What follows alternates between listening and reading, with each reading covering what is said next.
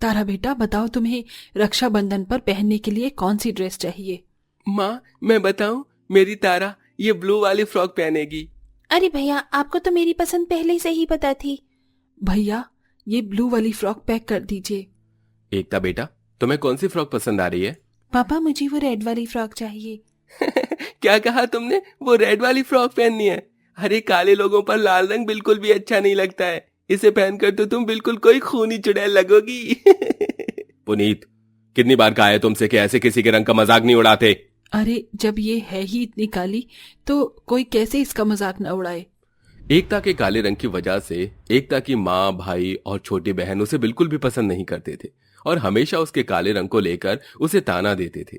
लेकिन एकता के पिता कैलाश ऐसे नहीं थे। वो अपने तीनों बच्चों को एक समान ही प्यार करते थे। ऐसे ही समय गुजरता है और आज रक्षाबंधन का त्योहार होता है। तुम्हारी राखी तो बिल्कुल तुम्हारी तरह ही सुंदर है।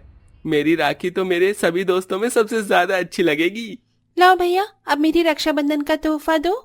ये लो, तुम्हें ये वाला टेडी बियर चाहिए था ना? हाँ भैया, मुझे यही वाला बड़ा टेडी बियर चाहिए था। अब मैं इसके साथ रोज खेलूंगी। तारा जैसे ही राखी बांधकर हटती है, एकता भी पुनीत को राखी बांधने लगती है, जिसे देख पुनीत एकता को धक्का दे देता है। पुनीत, तुमने एकता को धक्का क्यों दिया? मैं नहीं चाहता कि वो अपने काले हाथों से मुझे राखी बांधे। लेकिन भैया क्यों? आपने तारा से भी तो राखी बनवाई है ना? क्योंकि वो गोरी है और सुंदर, तुम्हारी तरह काली और बदसूरत नहीं है। मेरी बात कान खोल कर सुन लो, मेरी सिर्फ एक ही बहन है और वो है तारा। तुम मेरी बहन नहीं हो। एकता के काले रंग की वजह से पुनीत रक्षाबंधन पर उससे राखी भी नहीं बनवाता है।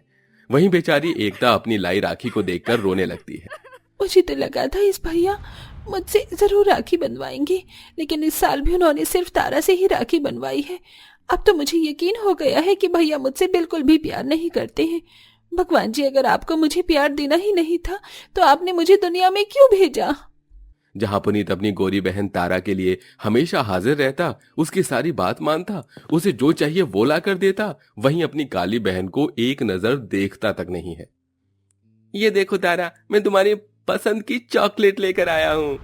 वाह भैया, मुझे तो यही चॉकलेट खानी थी। भैया, आप मेरे लिए चॉकलेट नहीं लेकर आए? क्या मेरा भी चॉकलेट खाने का काफी मन है? अगर तेरे लिए चॉकलेट लाऊंगा तो समझ ही नहीं आएगा कि तू चॉकलेट को खा रही है कि चॉकलेट तुझे। वैसे भी तुम दोनों का रंग है ही इतना काला, मैं क्या कोई भी कंफ्यूज हो जाएगा। पुनीत और तारा एकता के काले रंग का मजाक उड़ाने में जरा सी भी कमी नहीं छोड़ते थे। मेरा हाथ। क्या हुआ तारा, तुम ठीक तो हो ना? हाँ भैया, लेकिन आज मेरी उंगली में चोट लग गई, इसीलिए स्कूल का होमवर्क नहीं करा जा रहा है। कोई बात नहीं तारा, तुम आराम कर लो, मैं तुम्हारा होमवर्क कर देता हूँ। पुनीत रात भर जागकर अपने स्कूल के काम के साथ साथ तारा का भी स्कूल काम करता है। तारा, झूला झूलने में काफी मजा आ रहा है ना? है? हाँ भैया, थोड़ा और तेज झूला झुलाओ ना। तारा, तुम कब से झूले पर झूल रही हो? मुझे भी झूलने दो। इस पर सिर्फ मेरी बहन ही झूलेगी, ना कि तुम। कहीं तुम्हारे काले रंग की वजह से ये झूला भी तुम्हारे जैसा हो गया तो? छोटी सी उम्र में अपने काले रंग को लेकर इतनी बार ताने सुनने की वजह से एकता अंदर से धीरे धीरे टूटने लगी थी, लेकिन वो चाहकर भी किसी से अपना गम बयां नहीं कर पाती। ऐसे ही समय गुजरता है और अब एक बार फिर रक्षाबंधन का त्योहार आता है, लेकिन इस रक्षाबंधन पर भी पुनीत एकता से राखी नहीं बंधवाता। एक बात समझ में नहीं आती है क्या? मैंने कितनी बार कहा है तुमसे, तुम मुझे राखी नहीं बांधोगी, लेकिन फिर भी हर रक्षाबंधन पर अपनी ये काली शक्ल लेकर मुझे राखी बांधने के लिए आ जाती हो। अगर आइंदा मेरे पास राखी लेकर आई तो फिर देखना तुम। एकता का इस रक्षाबंधन अपने भाई को राखी बांधने का सपना यूं ही रह जाता है। समय बीतने के साथ साथ पुनीत और तारा का बर्ताव एकता के लिए और बुरा होता जा रहा था। ऐसे ही काफी समय गुजर जाता है और आज ये तीनों बहन भाई बड़े हो जाते हैं। जन्मदिन की बहुत बहुत बधाई हो मेरी प्यारी बहन। ये देख, मैं तेरे जन्मदिन पर क्या तोहफा लेकर आया हूँ। ये ले, तेरी नई स्कूटी की चाबी। क्या स्कूटी की भैया? मुझे तो लगा था कि आप मुझे कोई अच्छी सी ब्रांडेड कार दोगे। तारा, तुम तो जानती हो ना कि मेरी कुछ वक्त पहले ही नौकरी लगी है, लेकिन मैं तुमसे वादा करता हूँ कि अगले बर्थडे पर तुम्हें मैं कार ही दूंगा। रहने दो भैया, आपने मेरा सारा मूड खराब कर दिया। तारा स्कूटी की चाबी जमीन पर फेंककर मुंह बनाकर चली जाती है। बड़े होते ही पुनीत का प्यार अपनी गोरी बहन के लिए बढ़ता ही रहता है। वहीं तारा धीरे धीरे बदलने लगी थी और अपने भाई के प्यार और उसकी दी हुई किसी भी चीज की इज्जत नहीं करती थी। ऐसे ही थोड़ा समय और गुजरता है और अब एक बार फिर रक्षाबंधन का त्योहार आने वाला होता है। तारा को बचपन से ही ब्लू कलर काफी पसंद है। रक्षाबंधन पर जब मेरी बहन ये ब्लू रंग का सूट पहनेगी तो बहुत सुंदर लगेगी। पुनीत रक्षाबंधन के लिए अपनी गोरी बहन के लिए उसकी मनपसंद रंग का सूट खरीदता है और उसे ले जाकर देता है। ये देख तारा, मैं रक्षाबंधन के लिए तेरी मनपसंद रंग का सूट लेकर आया हूँ।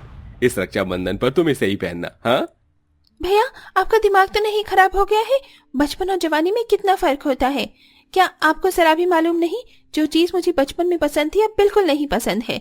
अपनी सोच भी कैसे लिया कि मैं ये सूट पहनूंगी। तारा अपने भाई को खरी खोटी सुनाकर उसका लाया हुआ सूट जमीन पर फेंककर चली जाती है, जिसे देख एकता को बिल्कुल भी अच्छा नहीं लगता और एकता उस सूट को उठाकर पुनीत के पास लेकर जाती है। भैया, वो आजकल तारा की एग्जाम चल रहे हैं ना, इसलिए उसका मूड थोड़ा खराब है। आप उसकी बात का बुरा मत मानिए। तुमसे क्या किसी ने कोई एडवाइस ली है? हाँ, मैं जानता हूं मेरी बहन का मूड खराब है, मुझे बताने की कोई जरूरत नहीं है।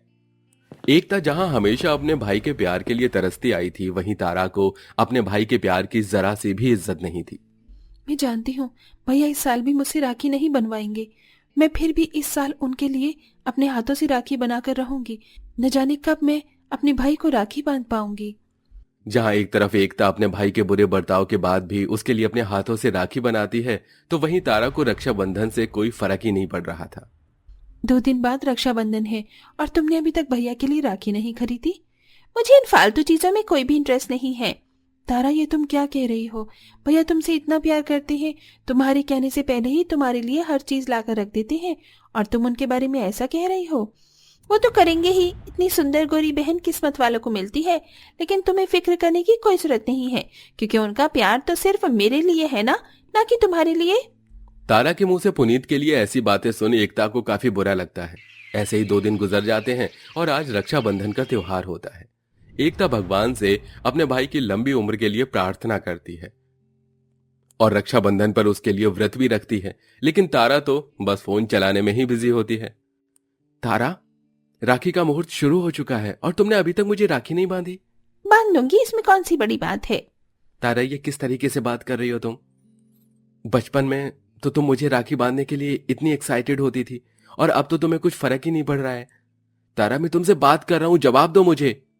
बार बार पूछने पर भी तारा का कोई जवाब न देने पर पुनीत तारा से गुस्से में फोन छीनकर उसे फेंक देता है, जिसे देख तारा गुस्से में बिना कुछ सोचे समझे अपने बड़े भाई पर हाथ उठा देती है। तुम्हारी हिम्मत कैसे हुई मेरे फोन को फेंकने की? मुझे ये रक्षाबंधन जैसे फालतू चीजों में कोई भी इंटरेस्ट नहीं है, समझ रही? तुमने ऐसा आइंदा किया तो मुंह तोड़कर रख दूंगी तुम्हारा। जिस बहन के लिए पुनीत अपनी जान देने के लिए तैयार था, उसी बहन का थप्पड़ खाकर पुनीत को बहुत बड़ा झटका लगता है। तारा, पुनीत तेरा बड़ा भाई है, तूने उस पर हाथ उठाया कैसे?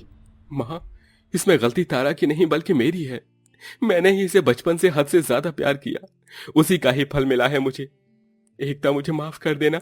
मेरी बहन, आज तक तुम्हारे काले रंग की वजह से मैंने तुमसे नफरत की, यहाँ तक कि तुमसे कभी राखी भी नहीं बंधवाई। ये उसी का अंजाम है। नहीं भैया, आप ऐसे मत करिए, इसमें आपकी कोई गलती नहीं है। ये जो सब कुछ हुआ है उसमें सबसे बड़ा कसूर मेरा ही है। अगर मैं बचपन से ही पुनीत और तारा को तुम्हारा मजाक उड़ाने से रोकती और उन दोनों को सही चीज समझाती तो आज ऐसा नहीं होता। गलती मेरी परवरिश में है, जो आज मेरी बेटी अपने भाई पर हाथ उठाने वाली बन गई। यामिनी की बातें सुन और अपने भाई की आंखों में आंसू देख तारा को अपनी गलती का एहसास होता है। भैया मुझे माफ कर दो, आपके प्यार में आकर मैंने आप पर ही हाथ उठा दिया। मैं आपके प्यार की वजह से काफी बिगड़ चुकी थी। ये मुझसे क्या हो गया? भैया मुझे माफ कर दीजिए, और एकता तुम भी मुझे माफ कर दो, मैं तुम्हारी भी कसूरवार हूँ। तारा को अपनी गलती का एहसास होता देख पुनीत और एकता उसे माफ कर देते हैं, जिसके बाद इतने सालों बाद आज पहली बार पुनीत अपनी काली बहन से राखी बंधवाता है और अब अपनी गोरी बहन की तरह ही अपनी काली बहन को भी प्यार करता है और अब हर साल तीनों बहन भाई हंसी खुशी रक्षाबंधन मनाते हैं।